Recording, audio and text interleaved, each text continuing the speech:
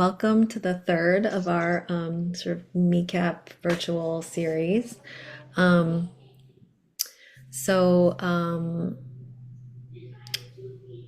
well, this is so today we're going to be talking about juggling work and mid and life and mid-career, thriving through the support sandwich. Um, and as I said, this was the third of this virtual series. And in the first session, we had talked about stepping up to more leadership challenges. And then the second was sort of like, how do I like exploring and preparing for new opportunities? And today we're going to talk about like we had said, the juggling the work and life in mid-career, and thriving through the sandwich. So just it seems funny to do this with two people, right? Oh, three? Okay, great. But so we're going to do a little welcome introduction with the speakers. And then just it would be great if people could keep their camera on. And then we'll go over some background context for MECAP, the mid and experienced career at ACAP. And then we'll spend some time in breakout groups, depending on how many people we have. If we don't have that many people, maybe we can all just sort of like talk together. We don't have to do any breakout groups. And then there's going to be a report out from the groups or our one group, and then we'll do a little wrap up. So first we wanted to talk about, since we're talking about the sort of sandwich, we wanted to talk about like what exactly is a sandwich. So the traditional meaning is kind of, where you're kind of in the middle between caring for your kids and then caring for like aging parents. But, we understand that everybody has different situations. And so, it could also be sort of the sandwich between like professional and personal responsibilities.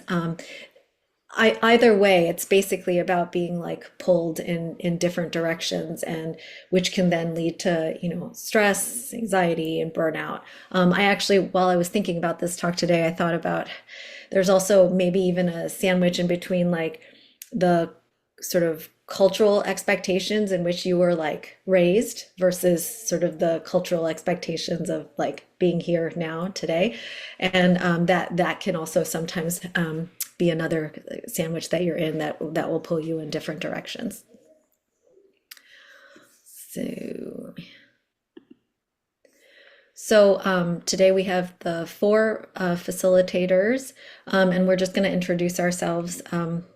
So I'll start. I'm Li Wei Hua. I'm at South Bend Clinic in South Bend, Indiana. It's a physician-owned practice, and I'm the lone psychiatrist in an integrated behavioral health program. We have one psychologist and three social workers as well.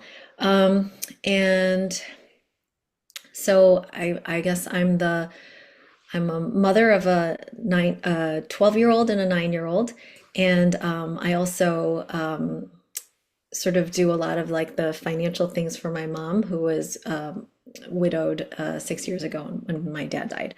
So that's the kind of sandwich that I'm in right now. And then next we have Amy Kim. Hi, I'm Amy Kim. I am at the Children's Hospital of Philadelphia. I am an associate chair of clinical affairs involved with administrative leadership, do clinical work, do quite a bit of teaching as well, and more recently been mentorship. And I've been out of fellowship for, depending on which fellowship, 18 or 20 years. And then my personal roles that I'm often feeling sandwiched or pulled through or pulled in multiple directions are that I have a 13 and 16-year-old boy. Boys, we're living the work-life integration currently in another state, getting ready to son to several soccer games for a soccer tournament this weekend. Married to an academic neurologist who also travels and has a similar career demands as I do, and have aging parents who are 76 and 81. And my father is a cancer survivor as well. So having to navigate a lot of his healthcare needs as an octogenarian. Then I'm going to introduce transition to Scott. Hi, I'm Scott Palio. I'm based in New York City. I own a group practice with psychiatrists and nurse practitioners and psychologists, and then I also own a coaching group with some creative arts therapists. I'm in analytic training as well, and kind of always stay busy. And I think I definitely much more feel the sandwich now in myself. And my husband's a blogger, so like we just get up and go places, and it's been pretty fun. And like whatever happens, and now we're like starting to talk about kids, and we actually haven't told many people this, but we do have an egg donor, and we actually met our surrogate this week, so we may have Irish twins next year, is we're calling them. So that's kind of like the start of it, and it seems exciting. And then my parents have been super healthy, but now it's always like something comes up. So it's always like, oh my God, what do you mean your sodium is low, mom? What does that mean? I feel like more like the first parent, the first child. It's like, what do you mean? Wow, how's your blood pressure? So it's a little more neurotic. I don't know how to manage them. So I'm just starting to like, think of those things for my parents. But yeah, it's it's interesting to think about this. So to think of myself in my 40s and having kids, and that's going to be a limitation. And my parents definitely, my mom just turned 70, so it's like thinking of them and what's going to be the next decade is not going to be light and fun and just going out. And thinking about some of the things I probably won't do professionally for myself is kind of the start of, I think, in my mind, like the grieving of like I'm probably never going to be a chair of a department, like, and like, no, well, that's something I'm not going to be. So yeah, good and bad, I guess. I'm going to pass it to Neha. Thanks, Scott. Hi all. I'm Neha Sharma. I am Child Psychiatry Fellowship Program Director at Tufts Medical Center in Boston. I'm also the current interim chief of the division as well. And I guess on my personal end, I have a 5-year-old and a 6.5-year-old, and I'm currently actually in the process of getting a divorce, which has been interesting culturally. Kind of feel like I'm carrying multiple expectations and disappointments, some of my own, some of my kids, some of my parents. To kind of feel like I'm navigating a lot. But I'm also blessed that my parents are relatively healthy, probably because they had me young, so they're still in their, 60s. So then they're okay for the most part. But I do hold some guilt that I am needing them instead of giving to them, like I should be kind of have managing my own life, and I kind of still in a space where I need help as a mid-career person, but at a early family stage, and then going through this divorce. So it's been interesting. It's been different, and kind of struggling with a lot of these pulls and pushes. Um, yeah, so that's me.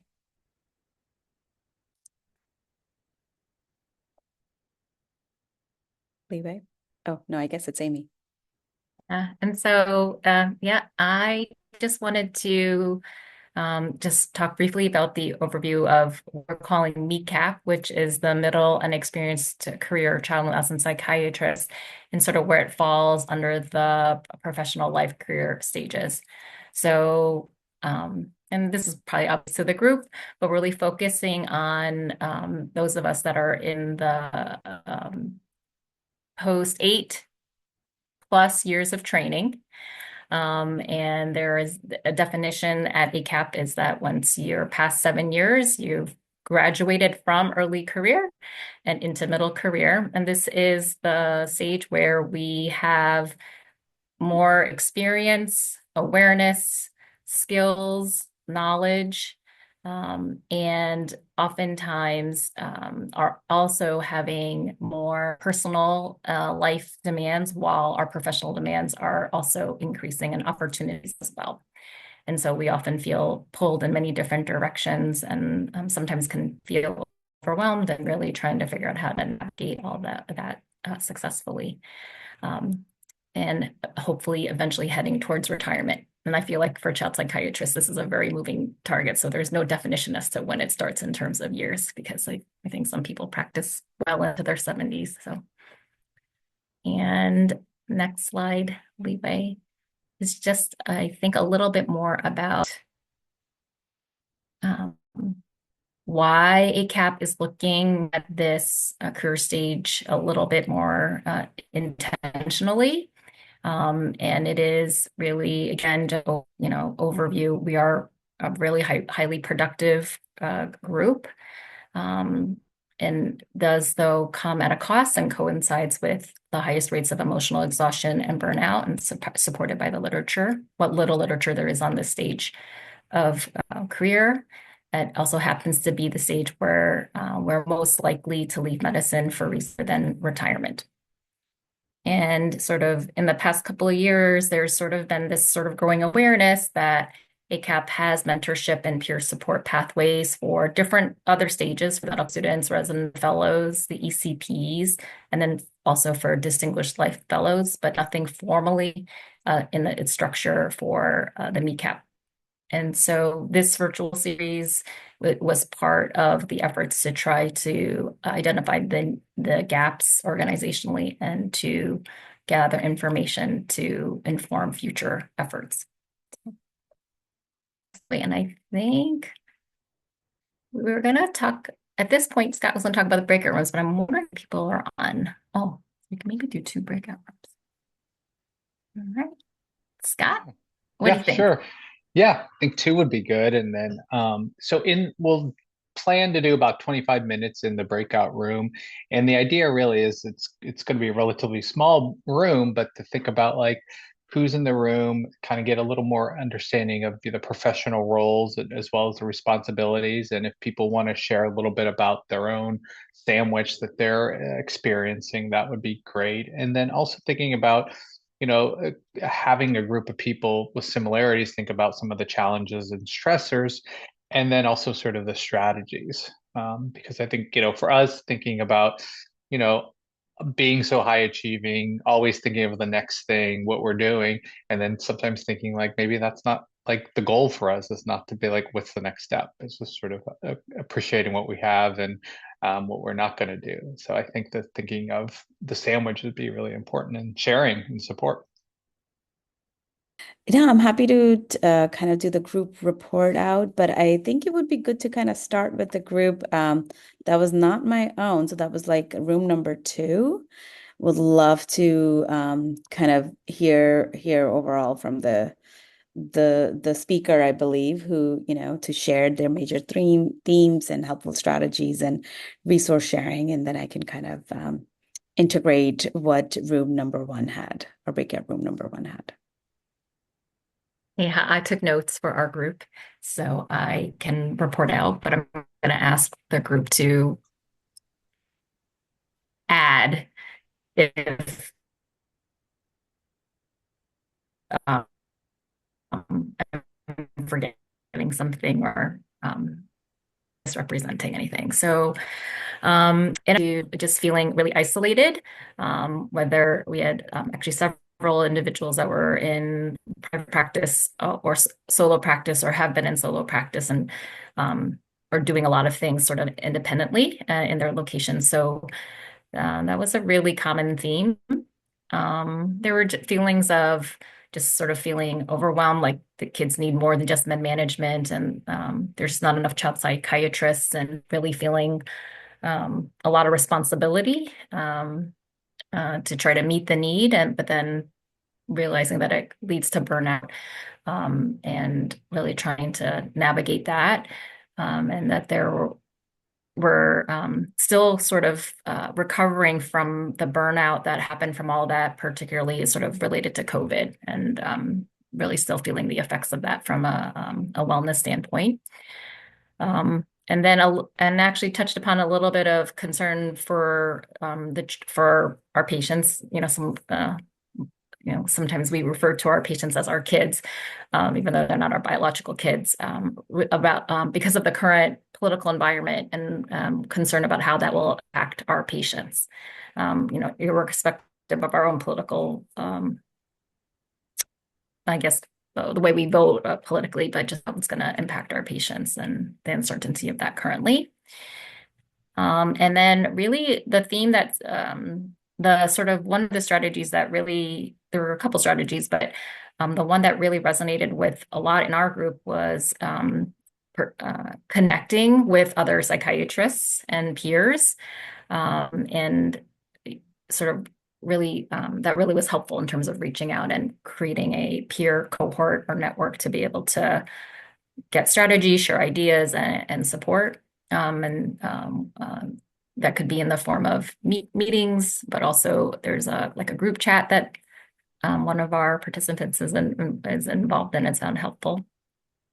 There was also, I heard just sort of the idea of like cutting back or having some more control over how you're using your time at work.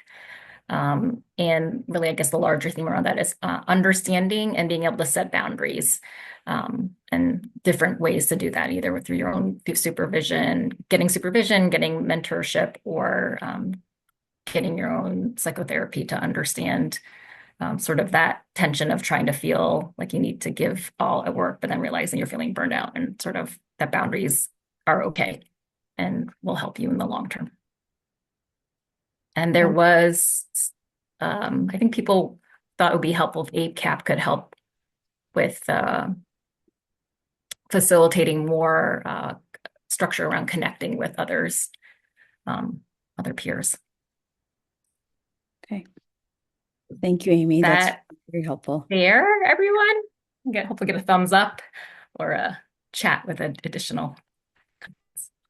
Yeah, that was great, Amy. I did I think we kind of ran out of time because, everybody's stories were so sort of compelling, but I did want to say that I one of the things that I have found helpful is really trying to set a boundary between work and family.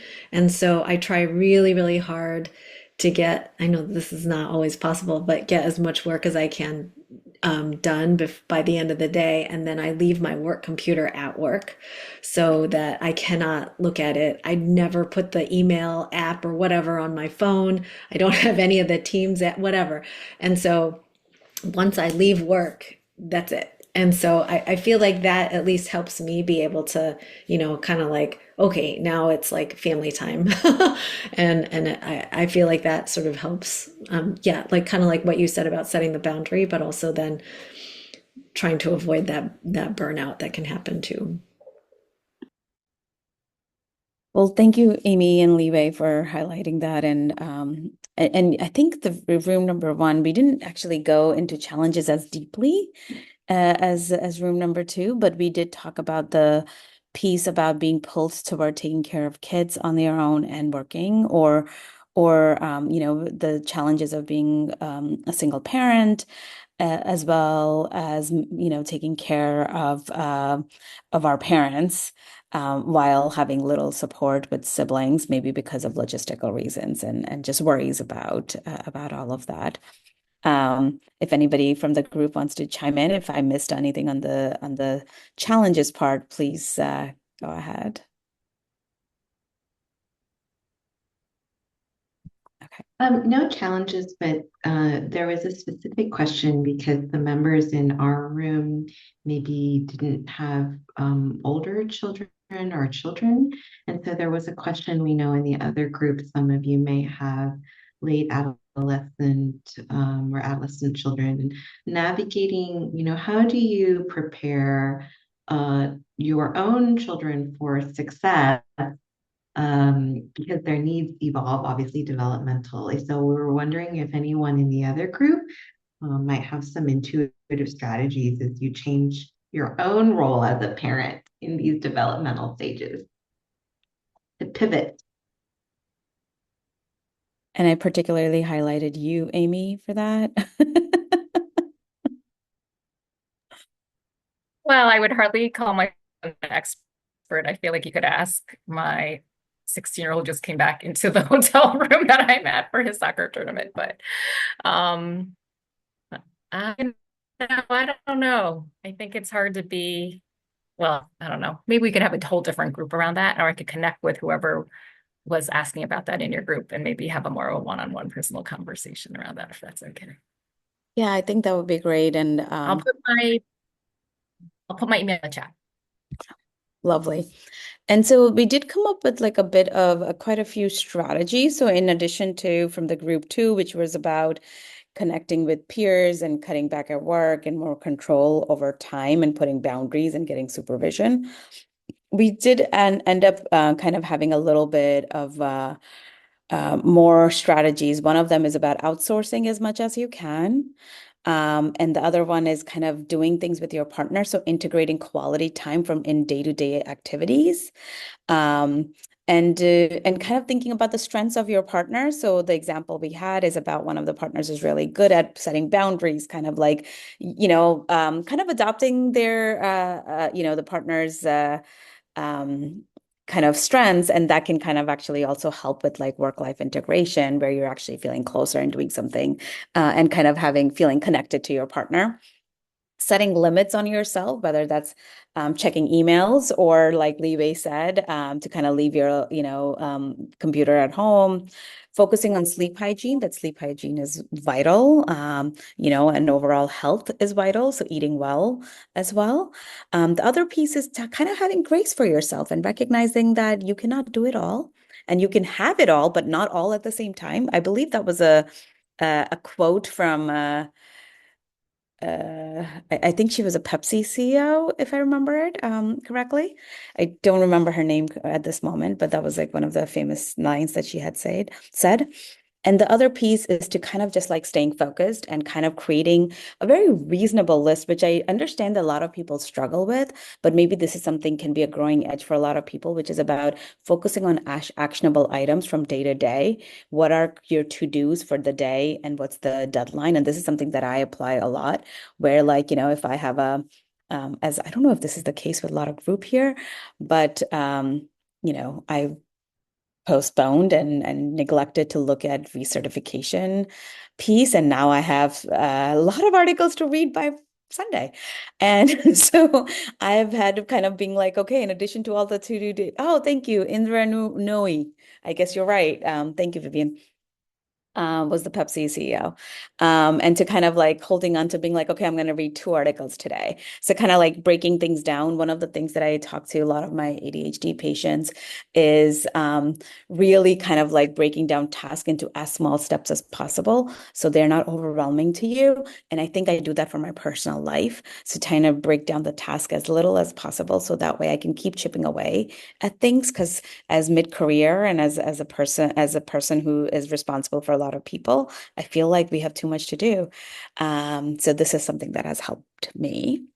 So those were some of the strategies we went through. And then in terms of supports, or how ACAP can be helpful, there was a reminder that there were child care services that were encouraged, I think, at this past ACAP, but it wasn't clear to any of us as to how often it was used and if it was used at all, and whether there were specific barriers. So I think it would be good for ACAP to kind of look into that. And as it was brought up about childcare services, it actually also made me think about how so many of us, have older parents. I remember one of my colleagues brought his parents to ACAP this past October, and I don't think he was as attentive to the conference because he was managing his parents and taking care of them. So it would be nice if ACAP can actually facilitate like a tour or certain activities for like our older parents as well. That is, aligned with a certain level of capabilities and so on. And as Amy, your group said, which was about facilitating connections, I think that would be a great piece, and I'm hoping that MeCap can kind of take a lead into that. So that's my 15-minute or less than 15-minute summary of the highlights from the group.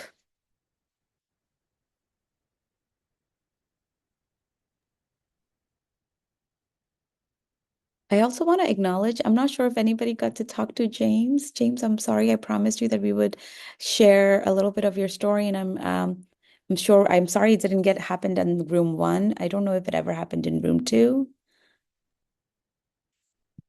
Wait, James had a lot of audiovisual difficulties in our Right. room.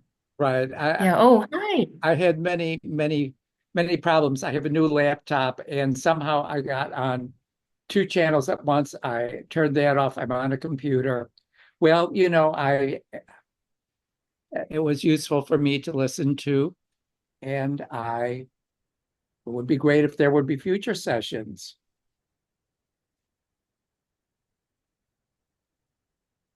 Thanks, James.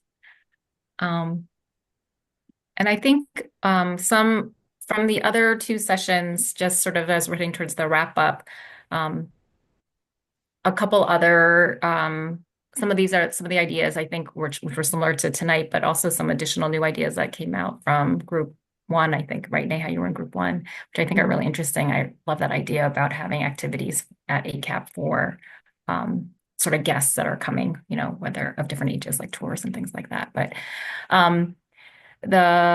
again, developing this peer cohort and community in various ways, whether it's through the meeting or through the sort of peer mentorship groups that were mentioned.